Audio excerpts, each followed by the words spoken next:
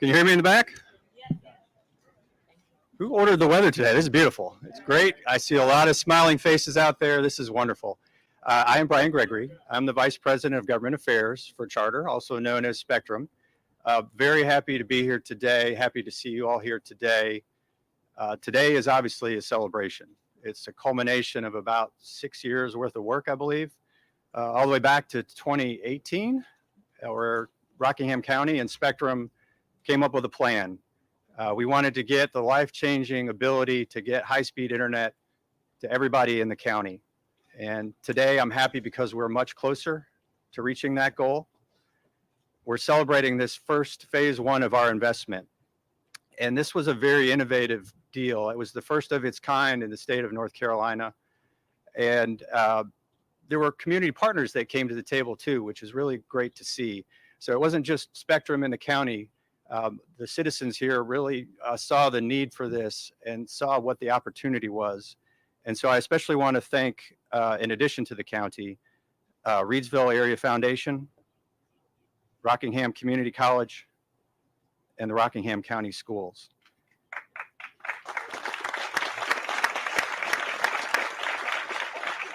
So with this partnership, we're going to reach an additional 3,000 plus homes and businesses that did not have internet before are now lit up.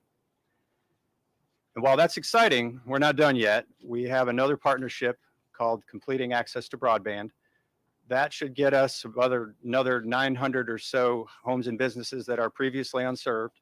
So that work is yet to begin, but again, we'll connect another 900 people. And so we're very blessed and thankful to have the partnership with the county and with the state and the state leaders setting up this infrastructure so that we can do these programs. And it goes without saying that today we would not be here if it wasn't for the leadership of your state senator. Probably doesn't need me to introduce him, you probably already know him, State Senator President Pro Tempore Phil Berger. He's obviously worked with us about a state level and a local level, making sure that these programs exist so that we can connect people. He's worked with his colleagues at the General Assembly to make these things possible. So without further ado, maybe we should just bring him up here and he can tell us a little bit about it. Thank you so much.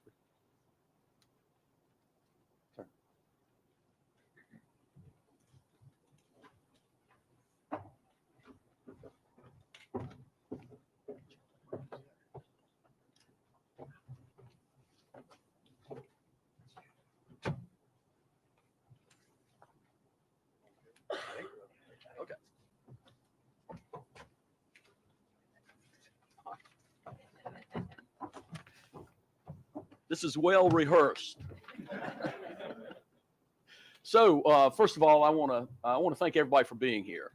This represents, as Brian mentioned, the culmination of a lot of work over the past several years, and it represents a very innovative situation for Rockingham County, because you see, Rockingham County was the first county in the state to move forward with this program. And I just want to talk about a couple of things that we've done at the state level that have assisted and enabled us to move in this direction. Because for years, if anybody's been paying attention to public policy, you've heard every politician in the state talk about how important it is to get broadband into rural areas. We got to get broadband into rural areas. We got to do this. We got to do this. And yet this program is actually one of the first concrete examples of success in that regard.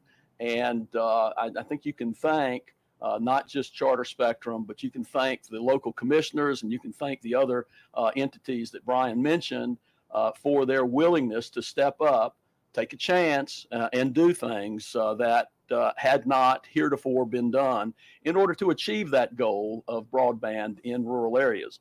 And I'm going to talk to you about three things that we've done at the state level, and those three things represent, I think, some of the foundation that has enabled this to take place and will enable us to do similar things in the future here in Rockingham County, but also across the state. So the first thing is I want to talk about great. So in North Carolina, we have something called the GREAT program. You know, GREAT's an adjective, but it's also an acronym. And the GREAT program is, the GREAT stands for Growing Rural Economies with Access to Technology. And so the GREAT program actually helps improve or provides a framework to improve broadband internet access in rural areas. It targets unserved and underserved locations to promote economic development and an enhanced quality of life. And this program is really very innovative, because what it does is it partners public dollars with private enterprise to enable the build out of broadband. And so GREAT is an adjective, but it's also that acronym, and it's a foundational program as far as what we're doing in North Carolina. I'm going to give you another one, CAB.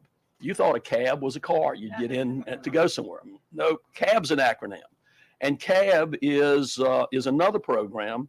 It's called, the CAB's, CAB stands for Completing Access to Broadband. There's $400 million that's been appropriated for the CAB program. The CAB program is designed to help fill that last mile. You know, a lot of times, the Spectrum folks know this better than I do, and so I'll probably mangle the explanation. But, you know, there are a lot of folks that live in rural areas, and they're a pretty good ways away from the main lines of internet access. And so the CAB program tries to match dollars with those circumstances so that we can move forward with getting internet to every nook and cranny in rural areas. So the CAB program is another program funded primarily with state dollars, certainly organized and set up at the state level. And it, again, works with partners in the private sector to help build out access to internet. I got one more, BEAD. Now, you thought beads were things that you could put on a string somewhere. No, BEAD is an acronym too, and it stands for Broadband Equity, Access, and Deployment. There's $1.5 billion in the BEAD program, and the BEAD program is funded with federal dollars. And at this point, the BEAD program is merely a framework. And that framework is something else that we're going to be able to do in North Carolina to make sure that people in rural areas have the same ability to access the world that people in the more urban areas do. And so those are just three examples of what your state legislature has been doing to try to keep the promise that's been made by political folks for a long time that we're going to get broadband access to rural areas. And Rockingham County is at the forefront of making these things a reality. And I'm certainly as pleased as I can be to be here. And you're going to hear more about GREAT, CAB, and BEAD as we're here this morning. So thank you very much.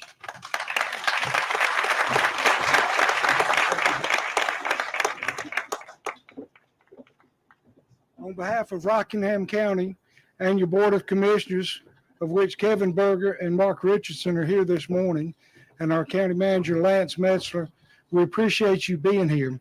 We'd like to introduce the Rockingham County High School, or ROTC, will be presenting the colors this morning, and the national anthem will be performed by Rockingham County High School Band, led by Eli Wright, with drum major Harmony Curtis. So if you're able, please stand for the presentation of the colors and the national flag. Thank you.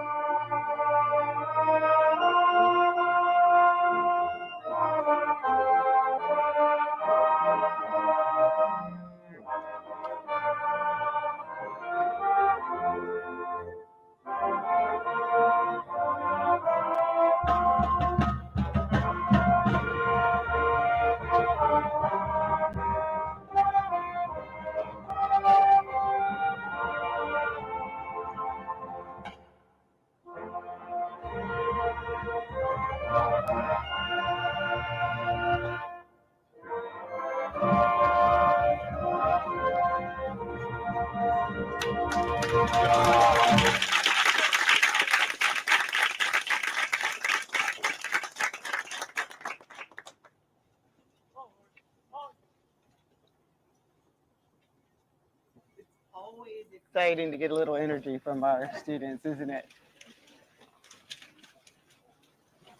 And thank you all. Thank you, President Berger, for your remarks. I mean, at the end of the day, we have no purpose in life other than to connect our customers, but he actually is a leader who made that possible for us in many ways through the beautiful acronyms he ran through, GREAT, CAB, and BEAD. So we're very grateful for your leadership, Senator.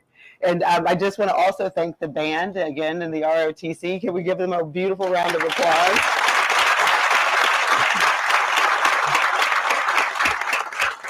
I love to see a Spectrum truck. Our motto has been for the last couple of years that we're born to build, but there was nothing that made my heart leap more than walking by our Spectrum truck out there and seeing these young men in uniform, young men and women in uniform standing in front of it. So I just want to give them my gratitude. And Phoebe, I think I promised them a tuba. I think I promised a new tuba. So just make sure we follow up there. And again, thank you for your help in helping us to close the digital divide and working with innovative partners like the County of Rockingham and like our leaders in the state legislature is really the only way, like I mentioned, for us to make this possible. And so we're excited to be here today in Rockingham County as we celebrate this community finally being a connected community. So can we just give a round of applause to the leaders here in our county? And one of the things we're going to do to commemorate making Rockingham County a connected community is we're going to sign a proclamation. So Mr. Metzler, I'd love it if you join me down at the table up front. I won't jump off the back over here.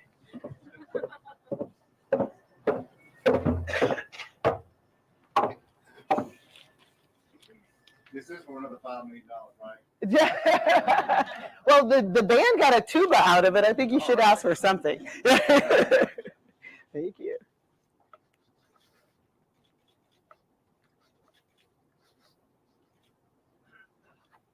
And if anybody could actually read this later, let me know. Yeah. Thank you, sir. Thank you. Thank you.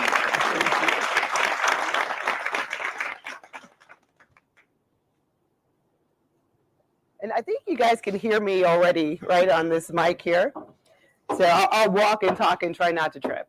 But as you heard from Senator Berger already, broadband expansion is critical to ensuring that our rural communities have the resources they need to compete and actually bring the quality of life to their constituents that other communities can. And so I'm thrilled to participate today in a fireside chat where I'll be entertaining, or we'll have 5 members of the Rockingham community entertaining you all and sharing some of the actual deliverables that the broadband network will make possible. I mean, we put fiber in the ground and we like to light up communities and we bring connectivity, but you're not really connecting to fiber. What you're connecting to is opportunity. You're connecting to education opportunities, healthcare opportunities. You're connecting to your families and things that you actually love. So I'm going to be joined on the stage for a little fireside chat by 5 of your community leaders. So if you would please join me in welcoming Mr. Lance Metzler, our county manager for Rockingham County, Dawn Charaba, the director for the Reedsville Area Foundation, Dr. Mark Kinlaw, the president of the Rockingham Community College, Erica Vernon, the foundation and marketing director for UNC Health Rockingham, and Lee Cochran, the director of economic development for Rockingham County.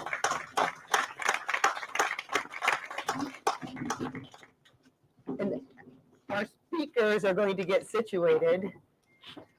I think I may stand just to make sure you guys have a little space.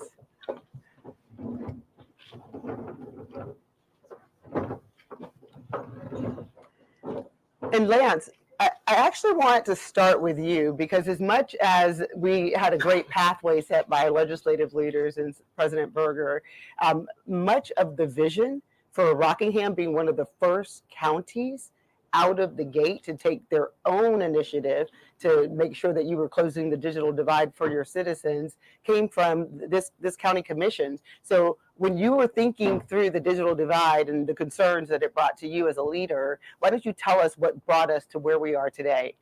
Okay, first I'd like to thank the Board of Commissioners for their diligence in making this happen, because if it wasn't for their vision and their sight, we wouldn't be here today. But actually, the thought of broadband connectivity started way before this. It started actually in 2012. We worked together with the state and the federal government and realized that their information was incorrect. In 2012, they had the county here being 99.23% connectivity, which we all knew was not correct. We got the information and we tried to figure out what the problems were, and we looked at what the FCC was providing. And in your counties, you're made up of census blocks. So say you had a census block that had 200 homes in it. If 2 houses had access, they would say the whole census was full. That means the 198 didn't have access, but the 2 did, so they would say that we were completed, which was not true. So I met with Dawn. We talked about the issues. We knew there was a problem.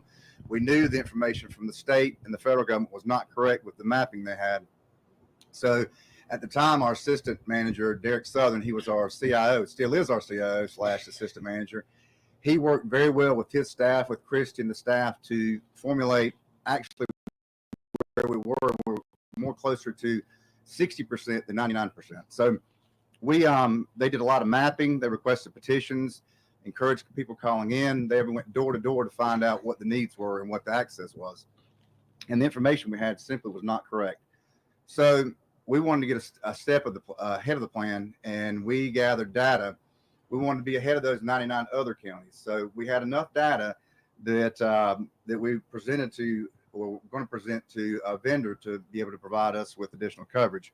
Now, the Board of Commissioners obligated $4 million towards this project. So we're very thankful again for them, and they had that vision. We wanted to form a public-private partnership.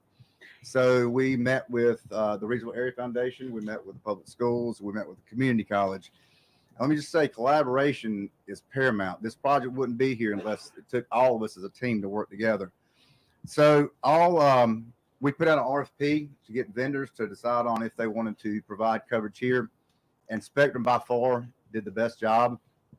They were very interested and very sincere about wanting to provide services throughout the county, all 4 corners and everywhere in between. They want to provide those services. So phase 1 was about $14.4 million. It was close to 4,000 homes. Spectrum, again, can tell you we're the first county in the state of North Carolina to go through this process. We are currently working on phase 2 with Spectrum and the state. And we are using the CAB funds. We got almost $1.8 million for CAB funds to go towards that. And the county's going to put in 1.8, and then Spectrum's put in 1.5. So that's kind of where we are. That's going to add additional 900 homes that is going to have availability. So that's a little bit of the background and where we are today. That's fantastic. What's next, though? What do you see next in terms of things that need to be done in order to promote digital access in the county? Well, certainly connectivity. I mean, we want to make sure that all 100% of the counties, as we can, that 100% of the homes are connected. I think you have to have infrastructure in place. You've got to have equipment. So we're working on the infrastructure. Next, we're going to start working on the equipment, trying to make sure that homes have the access to computers, to the modems, to things they need to connect. And the third piece is literacy. They have to have a component where we teach individuals how to use broadband and internet access. Excellent. And I just want to say, if you're a citizen and you actually live here in Rockingham, you have a tremendous group of leaders in front of you, because what they did is they took data and said, this data is just not right. And we have to have fact-based decision making, and you actually challenged the facts and got to real facts, and then which actually led you to actionable outcomes. And so Rockingham being the first to take this action is not to be ignored. And I just want to commend you and the entire county commission for your leadership. And I would be remiss if I didn't say that Derek Southern, the assistant manager and the CIO, did an excellent job. Yeah, thank you. So, Derek, can you raise your hand?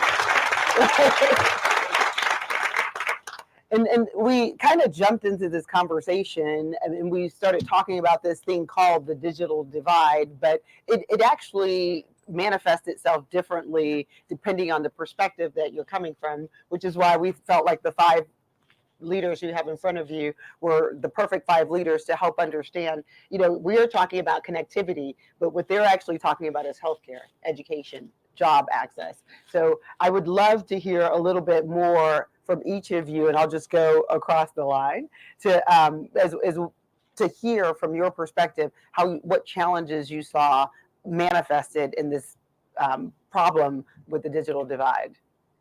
Well, Is it your on? mic on? You're good. It's on. Well, in healthcare, one of the things that we see in rural communities and one of the things that we hear often is we need more access to specialty care, or we need portability of records to be able to go with a patient. Well, that has become a digitally enabled world. But if individuals don't have broadband at home, computer accessibility, if they don't know how to use the technology, there becomes a great divide. And that divide is represented in a number of ways. It is shown through an age gap of comfort of our younger citizens in the technology that they've received throughout their educational time versus our older citizens who may not be as comfortable navigating a brand new smartphone and the app that comes with it. And then again, what technology is in the home and the connectivity that they also have presents the ability of how do you access that specialty care if you don't have technology and a secure platform to use telehealth, which is a very prominent and positive opportunity for our rural citizens to access care remotely when travel access may be limited. Absolutely. Good morning, everyone. Thank Good you, morning. Marva, for having us. I'm Dawn Sharaba, Director of the Reedsville Area Foundation. And for those who may not know, we are a health legacy foundation that supports Rockingham County through grants and works closely with our nonprofit and government sector. And so our vision of our organization is a community where everyone has the opportunity to participate. So they are able to engage in civic life, in social life, and in the economy. And COVID pointed out what we already knew is that digital access is a huge part of that and helps us achieve our vision in that way. So I was so proud of our community and our community agencies during COVID for their ability to adapt strategies. Dr. Kinlaw and his team enabled Wi-Fi in parking lots. So we transitioned Student Health Center to online. We had our, cancer centers and our support groups transition online or do porch meetings with folks. But we knew that was not a long-term solution, that we really needed investments in our community around broadband.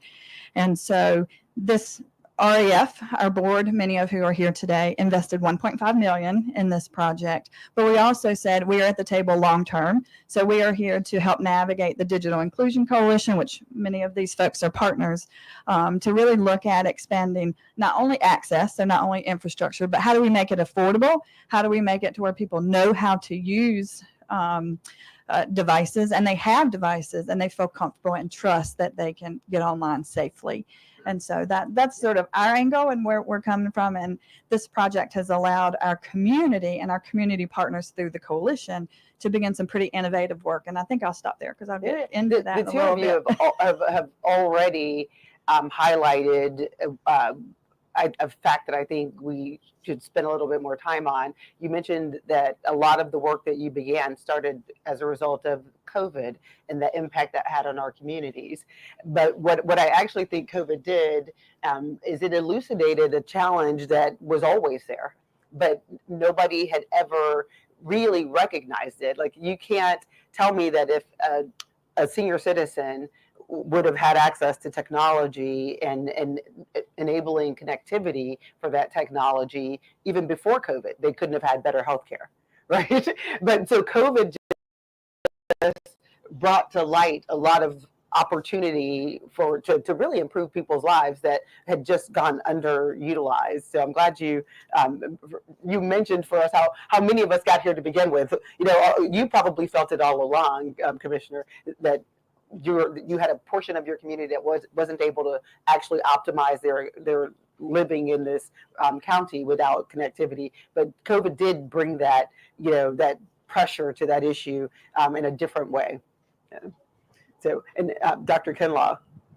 Well, from a college perspective, higher education, the divide is all about access. We just finished a new strategic plan at our college, and it has 4 cornerstones to it. And one of those cornerstones is access to education, access for students.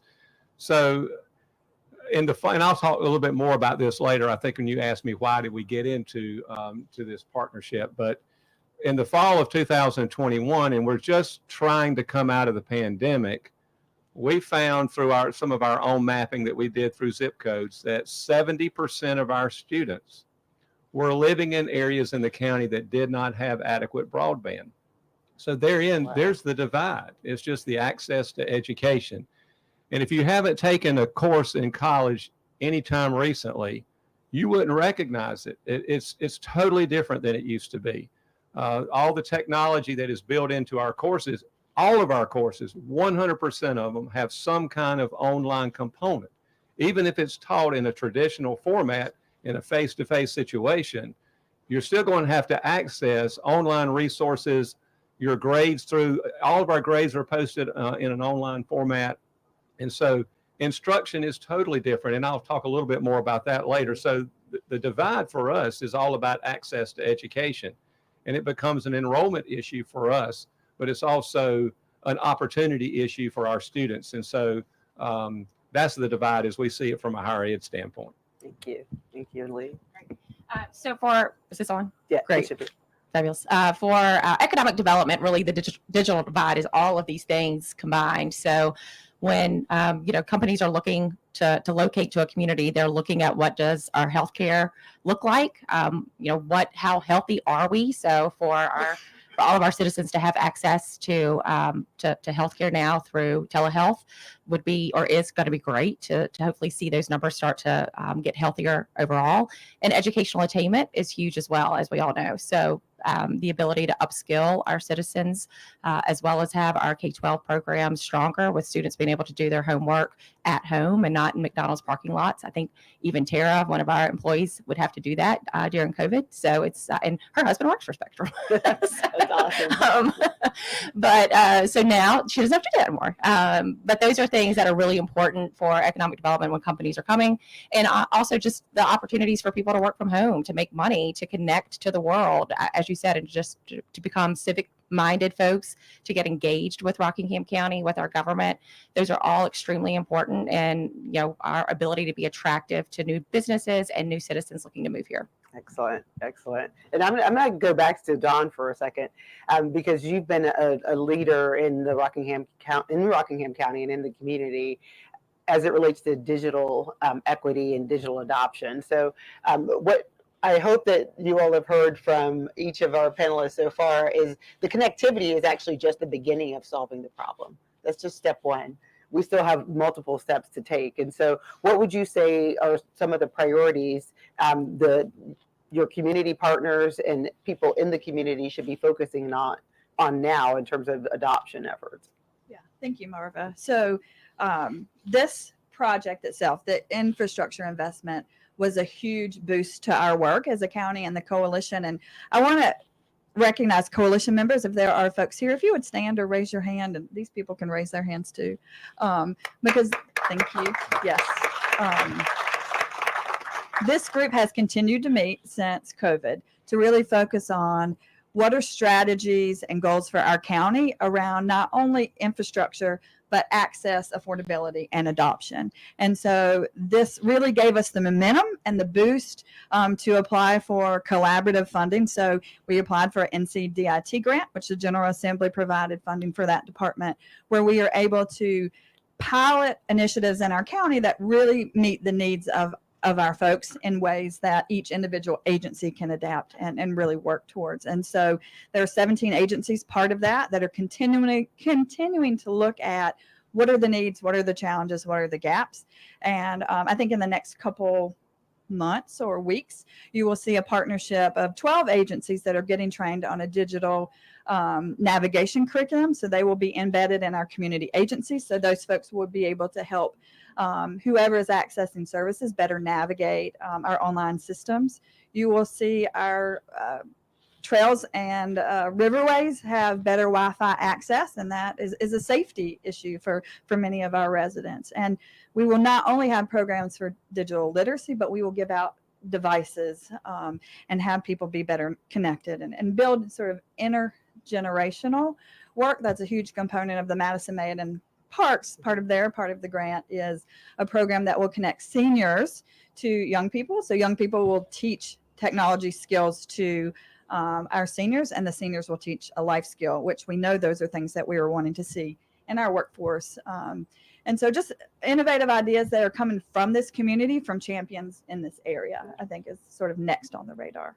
I have a special place in my heart. My parents are aging, and my children are my parents' digital ambassadors. So just the fact that you've recognized that and how making sure that our seniors are brought along will help strengthen our communities, and actually goes in both directions, I think is phenomenal work.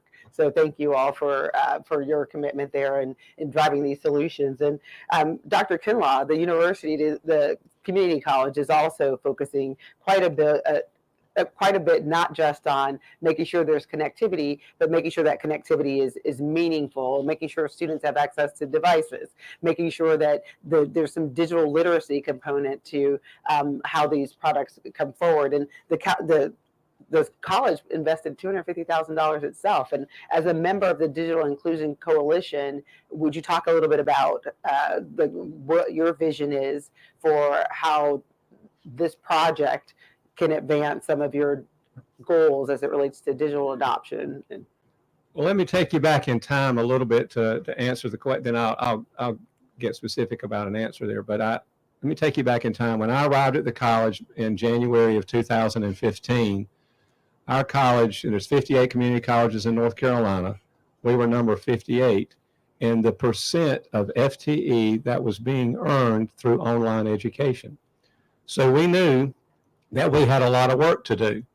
And so we applied for a federal Title III Strengthening Institutions grant, $1.5 million. And then we were able to get a North Carolina rural broadband grant of $500,000. So we took $2 million and we invested that into the infrastructure for online education. And so the cabling and all the different technologies that you have to put in place to put us in a position to be able to offer online education at a high level with quality. It also was an investment in professional development for our faculty, because none of our faculty were Moodle trained, which is the learning management system that we use for our online education courses. And so we invested in all of that and put ourselves in a really good position to be able to offer high quality online education. So about 3 years later, we were, instead of being number 58, we were, instead of 7% of our FTE from online education, it was up to 32%, and we were just above the state average. And so we made a lot of leaps and bounds. So I mentioned that because then we faced the pandemic, and we had to convert everything that we possibly could to online. And there were some things that we could not, but everything that we could convert, we did. Otherwise, we would have been, if we had not done some of that preliminary work, we really would have been in a mess with students. But again, as I mentioned a few minutes ago, in the fall of 2021, we knew that 70% of our students did not have the broadband access. So that was really our interest in being part of this coalition and this partnership, was to make sure that we could provide access to our students. And it's obviously an enrollment issue for us, because now we're able to grow our enrollment in different ways. We can offer instruction in a lot different ways. And so instead of everything being traditional where you have to come to campus, now we're able to offer a variety of options to our students that allows us to tap into a different pool of students that we could not tap into earlier. And so our interest certainly is all about access and opportunities for students, and that feeds into economic development, so that we can educate our students and get them ready for jobs. That's again coming back to, yeah, we think that COVID shined a light on this problem, but the way that we've recovered from it and learned from it and been able to make decisions that are actually long term, just the right things to do, and we wish that we could have done them even before. It's actually enlightening, because I'm sure you would have 3 years ago, or I guess COVID was 2022. So 3 years ago, if you would have had that same vision, but you may not have had the financing to execute on it. So again, just coming back to all of our acronyms to GREAT, CAB, and BEAD, it really did move us ahead towards goals and objectives that we all would have liked to have seen come to fruition here in Rockingham County. But for that, tragedy of COVID, we wouldn't have had the funding to do. So that's a great point. And Lee, he teed you up already. He talked about what the economic impact is. I'd love to hear you share with our group here some of the things you're seeing from an economic growth perspective as opportunities underway. Sure. And I will say exactly what you said, Marva, is really, someone asked the other day, what did COVID do? How did COVID set Rockingham County back? And my answer was, it didn't. If anything, COVID propelled us forward, because we had the best announcement years we've ever had for economic development. It spearheaded and made us actually come together collectively, because to your point, we knew that there was a digital divide. I think everyone was very interested in trying to solve it, but because it was so prominent and in our face, our county commissioners were proactive and the state was proactive to actually dedicate real dollars towards it. So we had a great grant before, but then this just accelerated, the ability to really problem solve. So that's where we are. And it's been great for us, because we have 3,000 new homes going up in Rockingham County in areas that now will have internet access. That's big for us. Population growth is also huge for economic development. Companies don't want to go to counties that are flat or negative in population growth. So we're excited that we're not that community anymore. People have the ability to work from home. They have the ability to have side jobs. They have the ability to upskill themselves, whether that's through the community college or many of our other online university opportunities. And so it's really a big benefit for us. Our industrial parks, we have an industrial park that's in the southwest part of the county now that has internet access. So it's, this is a game changer for us. Broadband is infrastructure. I mean, that's a question that companies ask. It's just like, what's your water and sewer look like? Well, what does your fiber look like? So, what's your broadband access? So to be able to say that we have that, not just for industries, but for our citizens is huge. And I can't commend our commissioners, leaders, the folks up here in our state legislators for actually putting real dollars and making this a solution, and not just something that 3 years from now we're going to continue to talk about. What would you say the biggest game changer is for the county? Okay, so I would say two things really. Population growth. That's a big one. And it's a big one because also the demographic that we're seeing move into the county. It's changing, what we look like from the outside world. And it's an unfortunate truth, because once they get here, we can tell them all about, how great we are. But companies look at you from data that they see on the internet. And so they're looking at what's your average age? What does your educational attainment as a county look like?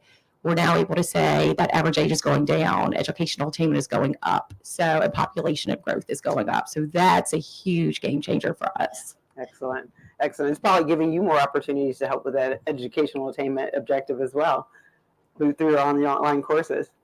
Yeah. If I can make just one more comment, it ties into economic development. Most of our students work, and whether full-time or part-time. So having the online option so they can access their course materials from home is a big deal, because it allows them to continue to work and go to school. And I've even got, I've talked to students a lot. They finish their degree with us, and then they stay here, but then they get into their bachelor's degree and they take it online. And so that's been big for us as well. Fantastic. And Erica, I know that we've heard a lot of what what the outcomes are, right? Because the broadband is the input.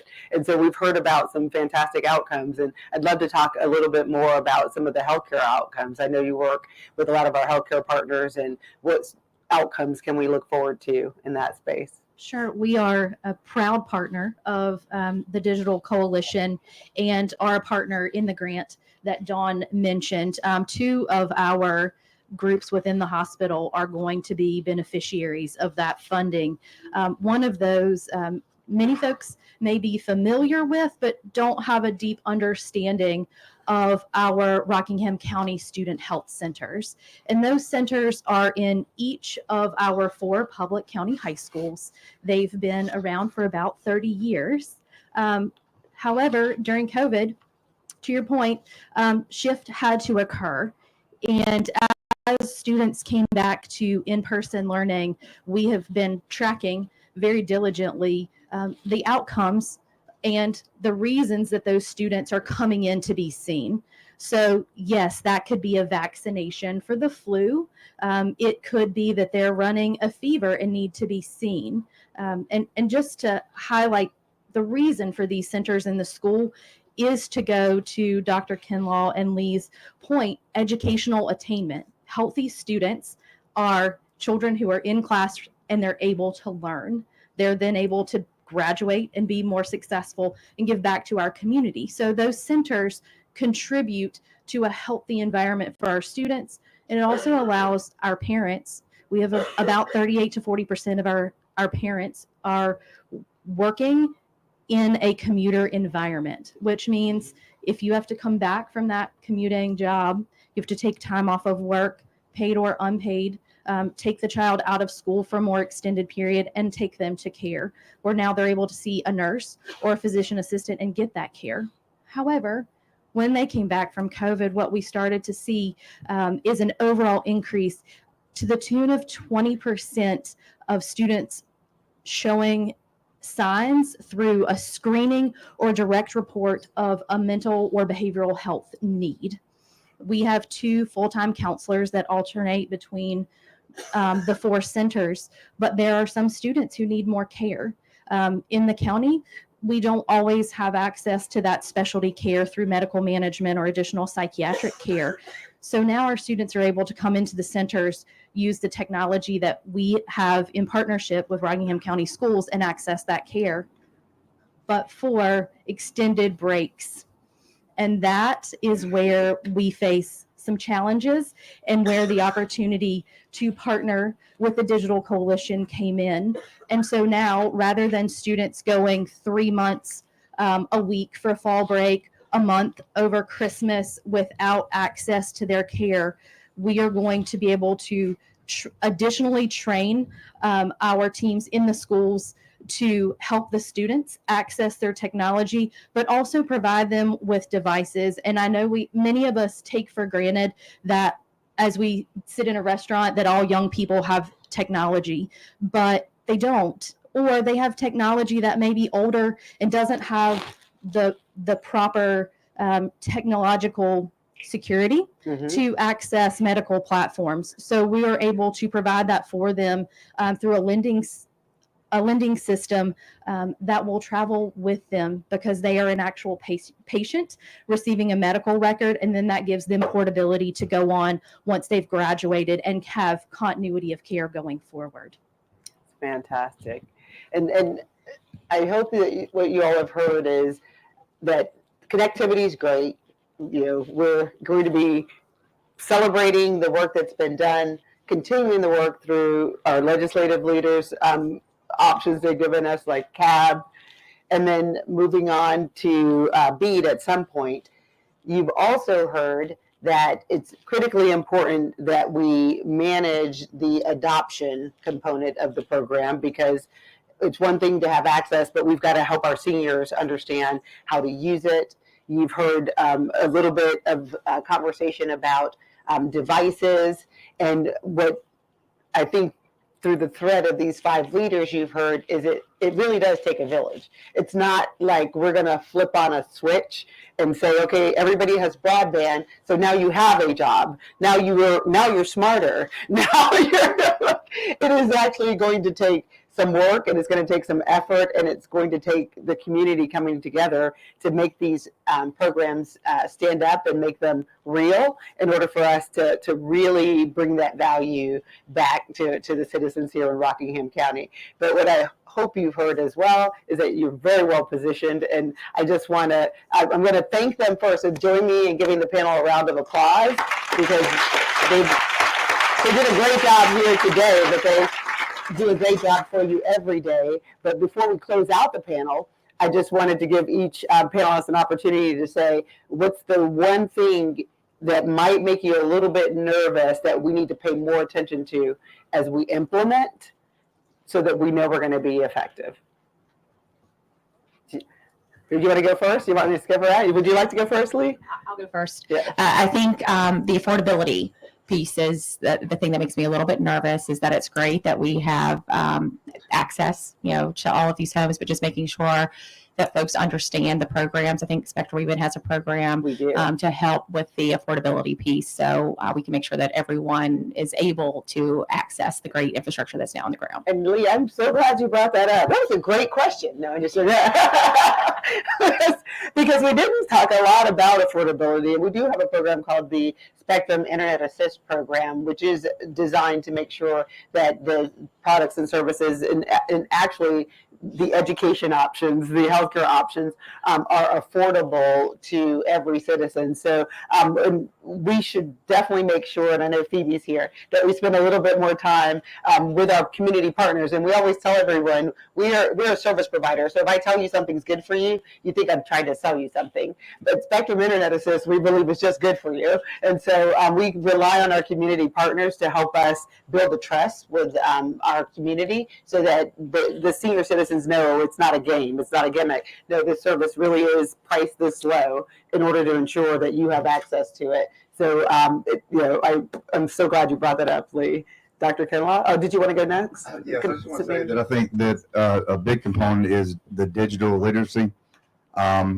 Most of you, well, some of you would know what dial-up internet was. We actually still, assistant manager had dial-up internet until recently. So learning from going from dial-up to high-speed internet is a challenge, and also it is a challenge for our senior citizens. We do have an aging population, and one thing that we did learn from COVID were the kids worked with the parents and grandparents to learn more about how to access and use computers. For instance, our sales tax went up by 28% during COVID, which means it tells me the kids showed mom and dad or grandma and grandpa how to use a computer, how to order stuff. And actually the money stayed here. It didn't go to Guilford County or Alamance County or Forsyth County.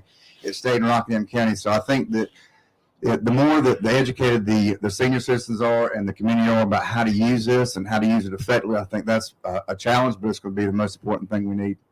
Absolutely. And again, Phoebe, raise your hand, Phoebe. Phoebe's with Spectrum, and she's actually our government and community strategies senior manager. She's leading our efforts.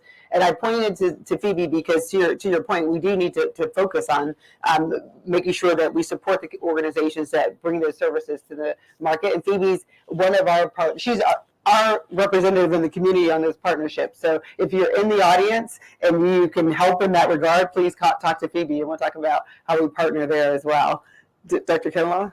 Well, for us, it's having the devices at home that are capable of accessing the information that they're going to need for their coursework. That's certainly a challenge. We have a loaner program now. We're loaning 33 computers right now this semester to students. And because of the coalition grant that we're part of, we can do 10 more. So that's 43. But that's an issue. And then for the college to be able to keep up with in terms of the financial needs, being able to keep up with the technology that we're going to need to deliver the services and the type of education that students need through the broadband. Yeah, that sounds like another opportunity for us someone to raise their hands. Like, I know we've got great partners. Mia Bailey on our team serves on the board of E2D. Oh, the Cramden Institute. The Cramden Institute. And I'm pretty sure I got to watch some students refurbishing computers in that space. So another great opportunity for us to be digital connectors and make sure that this community is wrapping itself around this solution. So would you like to go now, Dawn? I'm more hopeful than concerned, but I will say, I think, to echo your point, is that people may have devices, they still have to learn them, but we also have to build that trust. There's a lot of medical mistrust and a lot of people not knowing how things happen on the internet. And so really working with trusted community partners to have those people that our community already trust help them through that process is going to be important. Absolutely. Thank you.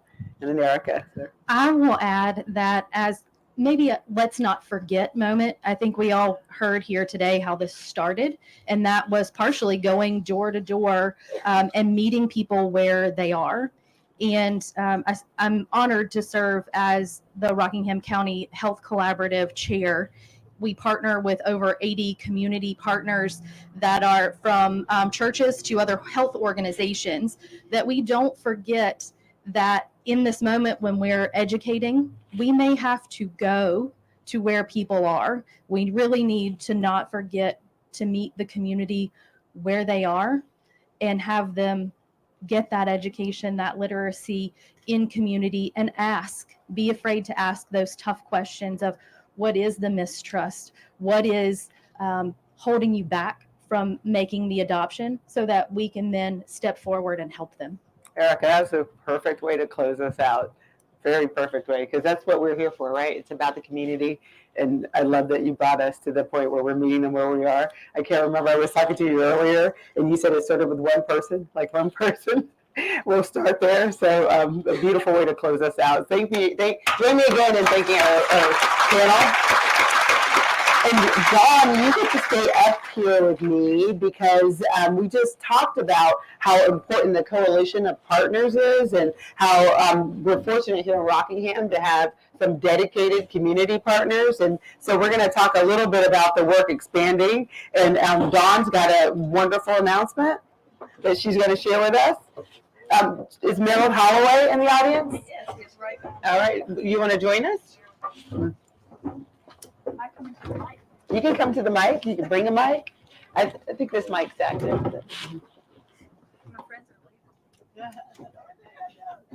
They did a wonderful job. I'm going to give you guys a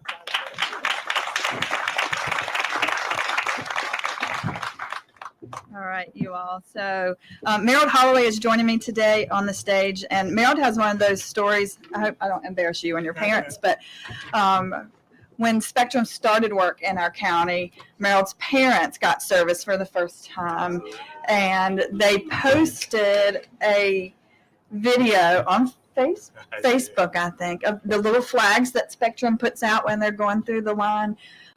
And there was so much excitement and so much joy in that video. So You had to share that. I did want to share. So I'm going to let Meryl introduce himself quickly and how he's involved in the coalition, and then we'll make a quick announcement. Thank you, Dawn. Yeah, thanks for sharing that story. Yeah, my parents live out on Grooms Road, if people know where that is. So it's kind of almost in Ruffin. And they did not have access for a long time. So it was a great feeling to see that truck show up and put those flags down. And I'll see if I can share the video again. But my name is Meryl Holloway. I am with NC 100. We are a small but mighty nonprofit based in Rockingham County with a coalition of folks that are like me, grew up here and wanted to support community initiatives and build capacity. And we're very proud to be part of this coalition work and be part of this wonderful tapestry of nonprofits and mainstream organizations and our government. And we really appreciate our county commissioners and Senator Berger for appropriating these funds and this group of folks doing this work. So we're happy to be here. And I think we're part of that group that Dawn kind of talked about, the folks that are convening with community partners that are trusted. When folks have those issues and want to, figure out how to sign up for one of those wonderful programs that Marva talked about, they go to our community partners that we help build capacity in. So happy to be a part of it. So We are partnering with Spectrum to announce Connect Rockingham. It's an essay contest. I believe you all have it in your packets. Is that right, Marva? So if you have a packet, so it is a contest open to all high school students in our public schools in Rockingham County. It will launch November 4th, and so it'll be open November 4th through December 31st. There is cash prizes available to our students with the topic of for them to explore the impact of digital equity in Rockingham County, including the impact of connectivity on learning, and discuss what responsibility community organizations, both public and private, have in closing the digital divide. So folks can submit an essay or they can submit a video presentation. And Meryl's going to go through what that process looks like. Absolutely. As Dawn said, this process will open up on the 4th. So you will see it on our website, the Reedsville Area Foundation website, NCA 100, all of our community partners. Open up on the 4th. We are going to give folks until December 31st, as Dawn said, to be able to get those applications in. We don't want to compete with final exams and all the things that kind of happen as we close out the year. There are multiple ways for folks to be able to submit those applications through Google, through the video. Did we mention the prizes here? I didn't say the amount. amount. So the amount, yeah, let's talk about the amount. So first place for these essays will be $1,000. All right. Second place, $750 cash scholarship, and third place is $500. So one of the things that I want to add that I think that is going to be really special about these young folks being able to write these essays, they're going to be able to contribute some of these ideas that they have that can lead to some of these solutions that we come up with. So it's really, really important that we engage with those young folks, help their parents. I think as Dr. Kinlaw talked a little bit about how navigating community college is a little bit different. It's different navigating elementary school and high school and middle school. And whether it's mom, dad, uncle, auntie, grandma, somebody needs to, help support those young folks with their lesson plans, and they're going to help them with the scholarship. But it's really, really important that our folks that have not had an opportunity to get access to devices and get access to all of the new things that are available to them, that additional support. So this is going to be another part of that. Your mom doesn't qualify though. No, she does not. Just high school student. Just high school student, yeah. Well, hopefully Thank the band was still listening when they were there. So please spread the word, please. Thank you.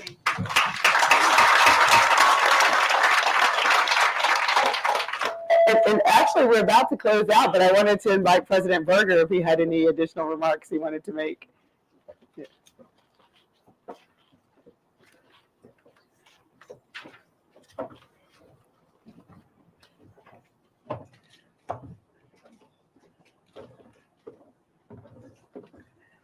They made me feel tall with this. Well, I just want to thank Charter for their interest in Rockingham County and what they've done. But probably the main thing I'd like to say is, we hear so much bad news, people concerned about the future and concerned about what's going on. It's really nice to have a few moments to see something that's right and something that's going right. And I think if you live in Rockingham County, or if you have any connection to Rockingham County, I think you should feel very comfortable that we have strong partnerships here. We have a situation that folks have identified a problem and are working successfully to address that problem. So again, I want to thank everybody that's been part of this presentation today, and particularly Charter Spectrum. And I'm sure that the next time someone goes to a football game where the band is playing, they're expecting to see that Spectrum tuba. They will. Maybe won't let me forget it.